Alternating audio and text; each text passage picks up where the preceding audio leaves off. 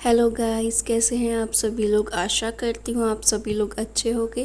कहानी के लिए मेरे चैनल को सब्सक्राइब कीजिए और कहानी को लाइक ज़रूर कीजिएगा और कहानी को शेयर भी कीजिएगा। कहानी को लेकर आपके जो भी राय और कहानी कैसी लगे प्लीज़ कमेंट बॉक्स में ज़रूर बताइएगा। तो शुरू करते हैं हम आज की अपनी कहानी। आजकल आपके टूर बहुत लग रहे हैं। क्या बात है जनाब। नंदिनी संजय से चुगलबाजी कर रही थी। क्या करूं, नौकरी का सवाल है, नहीं तो तुम्हें छोड़कर जाने का मेरा मन बिल्कुल भी नहीं करता है। संजय ने भी हंसी का जवाब हंसी में दे दिया। पहले तो ऐसा नहीं था, फिर अचानक इतने ज़्यादा टूर क्यों हो रहे हैं। इस बार नंदिनी ने संजीदगी से पूछा था। तो क्या घर बैठ जाऊं। संजय को गुस्सा आ गया। इसमें इतना गुस्सा होने की क्या बात है, मैं तो यूं ही पूछ रही थी। नंदिनी बोली, जैसे कंपनी कहेगी वैसा करना पड़ेगा। ठीक है, पर तुम मुझ पर शक कर रही हो, संजय ने कहा, जैसे मैं किसी और से मिलने जाता हूँ, है ना। अरे मैं तो मजाक कर रही थी, नंदिनी ने कहा। तुम्हारे मन में ऐसे ऐसे ख्याल आ जाते हैं जिनका कुछ भी मतलब नहीं होता है। अच्छा बाबा, माफ़ कर दो, मैं तो इसलिए कह रही थी कि गर्मी की छुट्टियों में हम सब बच्चों के साथ कहीं बाहर घूमने चले। नंदिनी जैसे अपनी सफाई पेश कर रही थी। ठीक है, देखते हैं, संजय ने कहा। एक दिन घर के कामकाज निपटा कर नंदिनी छत पर चली गई थी।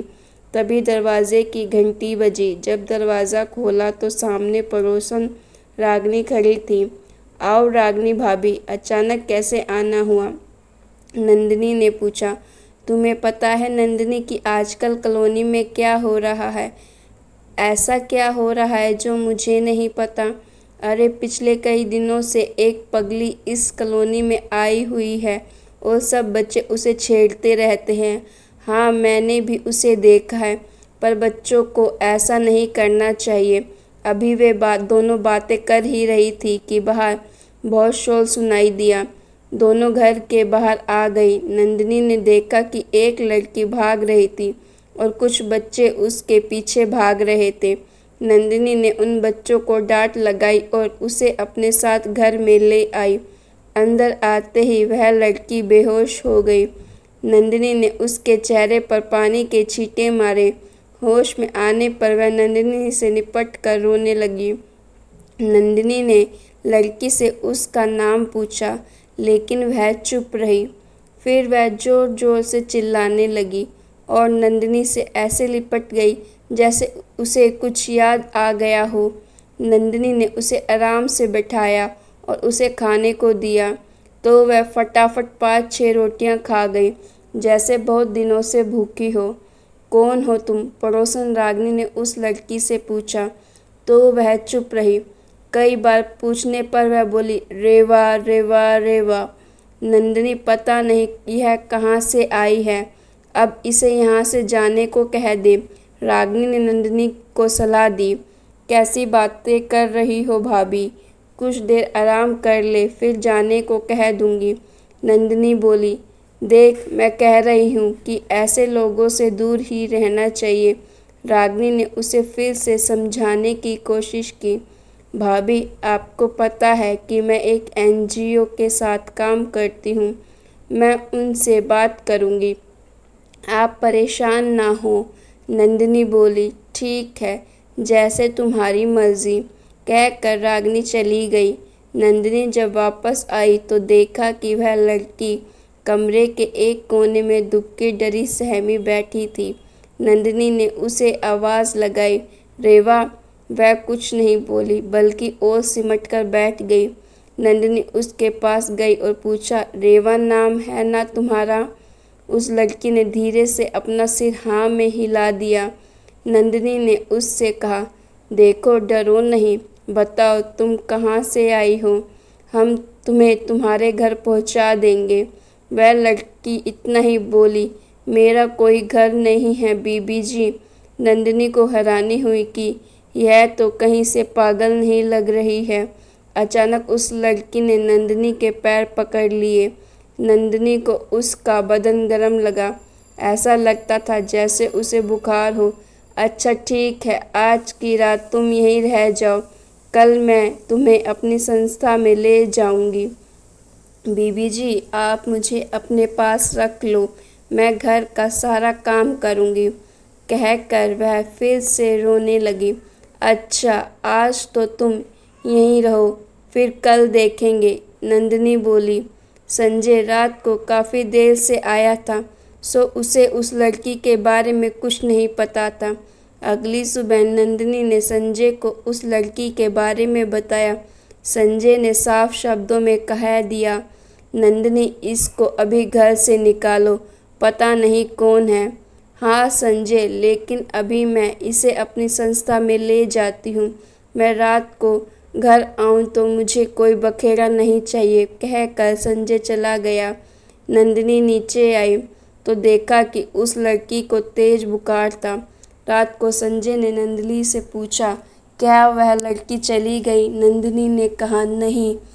क्यों? संजय बोला। संजय, उसे बहुत तेज़ बुखार है और ऐसी हालत में वह लड़की कहाँ जाएगी? मगर वह मर गई तो? मुझे नहीं पता, कहते हुए संजय नीचे चला गया। वहाँ वह लड़की बेहोश पड़ी थी। पता नहीं क्यों संजय उसे देखकर हैरानी में पड़ गया।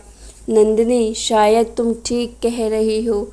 अगर यह यहाँ से गई और मर गई तो क्या होगा? फिर क्या करें? ऐसा करते हैं, जब तक यह ठीक नहीं हो जाती इसे अपने पास ही रख लेते हैं। ठीक है। आजकल करते करते कई दिन हो गए, पर रेवा वहाँ से ना जा सकी। वैसे नंदिनी अब तक सिर्फ इतना ही जान पाई कि वह एक पहाड़ी लड़की थी और किसी बाबूजी से मिलने आई थी। तुम्हें यहाँ कौन छोड़ गया है? नंदिनी ने पूछा। मेरे गांव में कई लोग यहाँ पर फेरी लगाने आते हैं, उन्हीं लोगों के साथ मैं भी आ गई।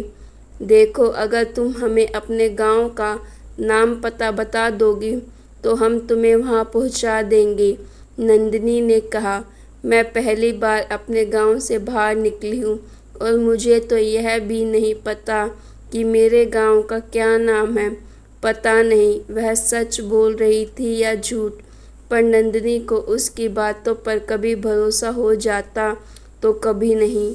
अभी रेवा को आए हुए कुछ समय ही बीता था कि नंदिनी को पता चला कि वह माँ बनने वाली है।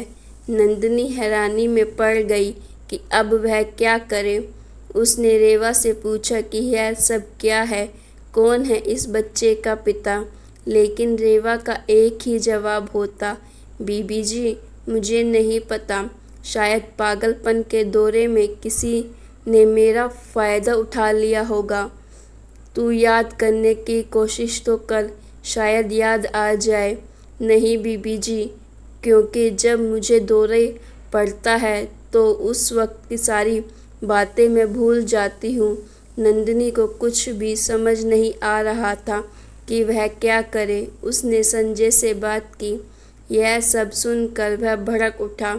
मैंने तो पहले ही कहा था कि इस झंझट में मत फंसो, अब भुगतो। तो क्या उसे घर से निकाल दूं? अब क्या घर से निकालोगी? रहने दो अब। नंदिनी ने अपने पड़ोसियों से बात की। सब ने यही राय दी कि उसे फ़ौरन घर से निकाल देना चाहिए, पर नंदिनी रेवा को वहाँ से जाने के लिए एक बार भी नहीं कह पाई। रेवा के माँ बनने का समय भी आ गया था। नंदिनी अब तक एक बड़ी बहन की तरह रेवा की देखभाल कर रही थी। रेवा को एक बहुत ही प्यारा बेटा हुआ। उस बच्चे को देखकर नंदिनी को अपने बच्चों के बचपन याद आ गए। ठीक होने के बाद रेवा ने फिर से घर के काम करने शुरू कर दिए थे। सब कुछ ठीक चल रहा था कि अचानक एक दिन सुबह नंदिनी ने देखा कि रसोई बिखरी पड़ी है। इसका मतलब अभी तक रेवा नहीं आई थी। कुछ देर उसका इंतज़ार करने के बाद नंदिनी उसके कमरे में आई तो देखा कि रेवा कमरे में नहीं थी और उसका बच्चा पलंग पर सो रहा था। नंदिनी ने बच्चे को गोद में उठा लिया। बच्चे के पास एक चिट्ठी रखी थी। नंदिनी ने उसे पढ़ना शुरू किया। दीदी, मैं पागल नहीं हूँ, लेकिन मुझे पागल बनना पड़ा, क्योंकि अगर मैं ऐसा नहीं करती तो आप मुझे अपने घर में नहीं रखती। मैं बहुत गरीब घर से हूँ। कुछ समय पहले संजय साहब मेरे गांव आए थे। उन्होंने मुझे एक अच्छी ज़िंदगी के सपने दिखाए, लेकिन बदले में आपने जान ही लिया होगा कि मैंने कितनी बड़ी कीमत चुकाई है। दीदी, मैंने ही साहब को मजबूर किया था कि अगर वो मुझे अपने घर में नहीं रहने देंगे तो मैं आपको सब कुछ सच बता दूंगी। साहब जैसे भी हैं, लेकिन वह अपना घर नहीं तोड़ना चाहते हैं। मगर मैं चाहती तो आपके घर रह सकती थी, लेकिन मैं जानती हूँ कि सच को ज़्यादा दिनों तक नहीं छिपाया जा सकता। दीदी, आप इतनी अच्छी हैं कि कभी कभी मुझे लगता है कि मैं आपके साथ बेईमानी कर रही हूँ, लेकिन इस बच्चे की वजह से चुप कर जाती थी। दीदी, अब यह आपका बच्चा है, आप जैसे चाहें इसकी परवरिश कर सकती हैं। मैंने साहब को माफ़ कर दिया है, आप भी उनको माफ़ कर दो। नंदिनी चिट्ठी पढ़कर मानो आसमान से नीचे गिर पड़ी। इतना बड़ा धोखा, इतना बड़ा गुनाह, उसकी आंखों के सामने सब कुछ होता रहा और उसे पता भी नहीं चला। उसने कभी भी संजय और रेवा को एक साथ नहीं देखा था और ना ही दोनों को कभी बातें करते सुना था। तो फिर कब? नंदिनी को लगा कि कमरे की दीवारें चीख चीख कर कह रही हैं, नंदिनी पगली, वह नहीं तू थी जो अपने पति और एक अनजान लड़की पर भरोसा बहकर बैठी। पगली पगली पगली। तो गाइस, आपको ये स्टोरी कैसी लगी? अच्छी लगी तो प्लीज़ लाइक कीजिएगा और शेयर कीजिएगा, और कहानी को लेकर जो भी राय हो प्लीज़ कमेंट बॉक्स में दीजिएगा। आप सभी को बहुत बहुत धन्यवाद।